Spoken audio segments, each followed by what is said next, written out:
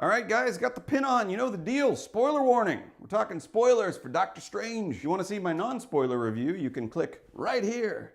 Otherwise, spoilers ahead. So as I did not talk about in my non-spoiler review, the villain or villains. This is the thing that everybody talks about, right? The MCU has yet to sort of realize a central villain. We've been talking about Thanos for like 12 movies. Wants the gauntlet, wants all the gems. We still have yet to introduce the final Infinity Gem. Still, to this point, Loki is like the only villain that can last more than one film in the MCU. It's even strengthened in this one, in the mid-credits scene, when, you know, Doctor Strange is talking to Thor. Your brother Loki, he's a person that we have to keep our eye on. So, Loki is still there, but he hasn't really been around. We're approaching Infinity War, and we still kind of are in a void of villains.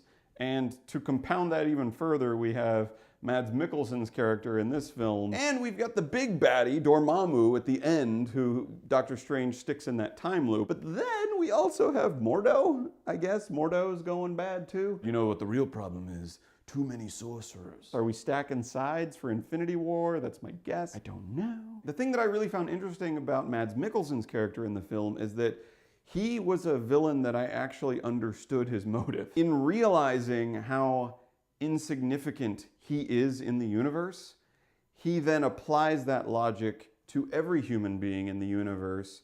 And I liked that exploration of the idea of the Ancient One telling Doctor Strange, you think too little of yourself.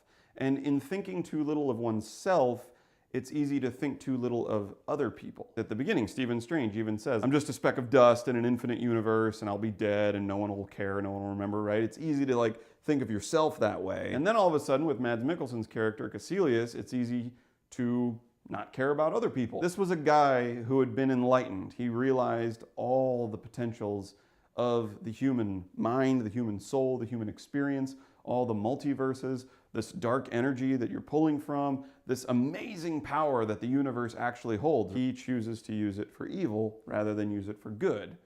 And I thought that was really cool. That was a villain that I could actually get behind. Dormammu is like, oh, big purple guy in evil and cuz.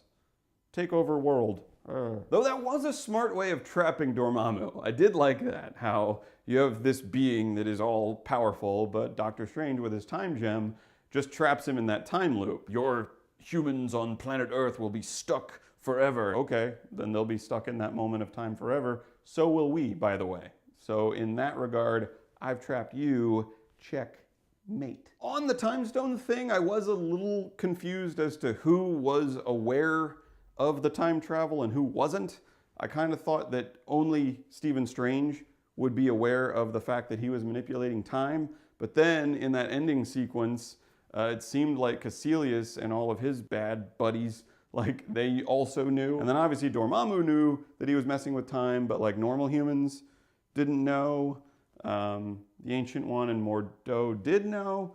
Maybe it's a sorcerer thing, but then doesn't that kind of defeat the point of traveling back in time and changing things in the first place? I love how they depicted it, especially when he was looking through that book in the library, and it was sort of like winding it backward and then winding it forward. The idea that the page of the book reappeared simply because it hadn't been torn out yet, although that calls into a whole bunch of other issues. If he's rewinding time and the book is there, but it wasn't there before the page got ripped out, how is it there? Am I getting too nerdy with the time stuff?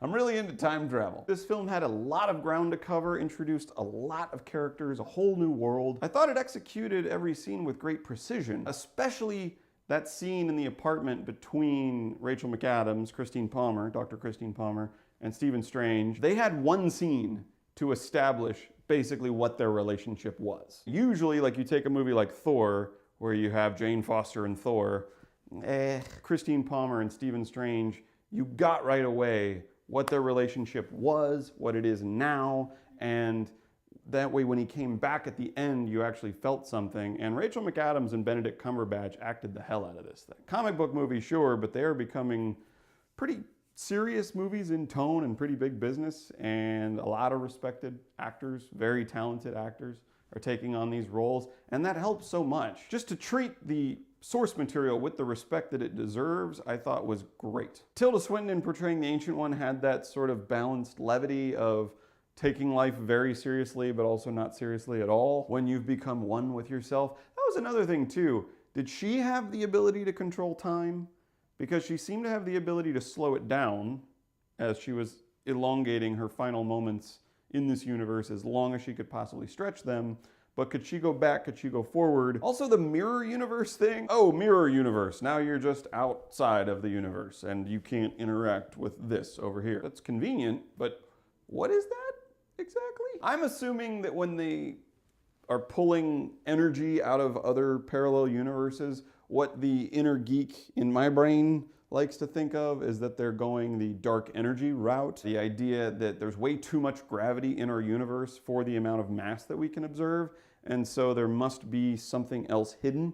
There must be dark matter, there must be dark energy that we can't see, that we can't perceive. Maybe I'm overthinking this, but that's what I like to imagine they're doing. And the casting of Tilda Swinton I thought was fine. The title of the Ancient One has been passed on to many people throughout history, and you have the various masters in the various sanctums that sort of get passed on. I thought everybody in the cast did a great job. Nothing bumped me out of the reality of the film. It was mind-bending. At first, when she punches him into his astral form and then sends him on that psychedelic journey, I thought like, okay, this is just weird just to be weird. Like, what are we doing? But as the movie went along, and even after having watched the movie and sat with it for a little while, I thought, how else are you going to convey this? Like the reality of this. The reality that there are multiple universes, there are multiple timelines that you can access. There is the ability to remove your soul from your body or remove your astral self from your physical self. If that were to be proven true to you, how crazy would that be?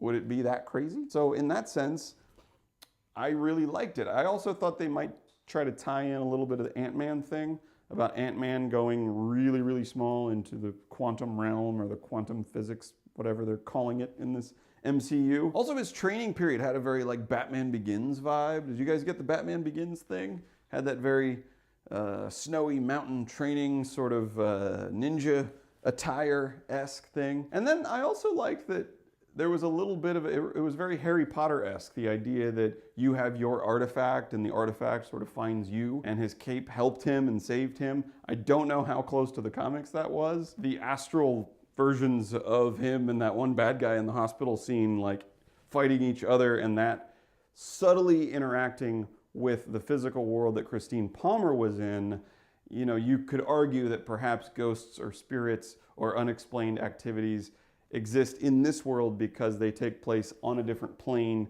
that can interact with this plane, sort of. It was a strange journey. So guys, those are my spoiler thoughts on Doctor Strange. What did you think about the strangeness of this movie? Let me know in those comments below. Thank you for watching.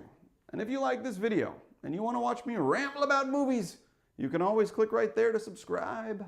Ah, she's not Asian, but she is a woman. So wait, are we cool that a male role has been given to a woman, or are we not cool that an Asian role has been given to a white person? Arrgh! These are the types of questions that plague the social justice warrior mind. Dormammu almost sounds like the Italian word for let's sleep. Let's leap? Let's sleep. Oh, let's sleep. Dormammu. Oh yeah. Dormamos. Dormamos. Dormir en français.